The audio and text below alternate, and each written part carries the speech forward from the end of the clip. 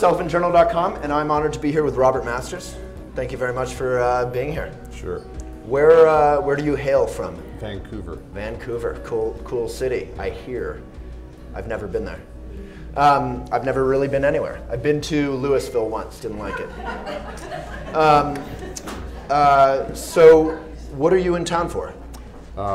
Series of workshops, various themes, men's group tomorrow night, Friday night a talk at the Boulder Center for Integral Living, the weekend a workshop called Breakthrough, about going from surface to depth, healing old wounds, awakening to who we really are, integrating body, mind, spirit, emotion.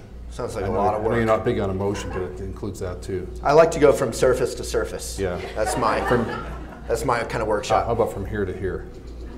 Nice, look at you. Now to now. Wow, I feel so intimate suddenly. Yeah. We connect, you understand me. Yeah. So I read the questions, we asked our guests before each show, what are some questions that you'd like me to ask? Because I can't ever think of anything myself. And the first question, I kind of chuckled slightly. I said, to myself. I said, because the first question was, what is intimacy? And that's actually something I would like to ask. What is intimacy? I don't know that. Relational closeness. Right. But intimacy means not just being close to another, it also can mean being intimate with a certain state, certain practice. You could be intimate with your anger, your fear, your lust, your greed, etc., etc. So what's the value of intimacy if you can be intimate with anything? Like I'm intimate with certainly with my anger or my work or my bicycle or my puppy, don't get the wrong idea.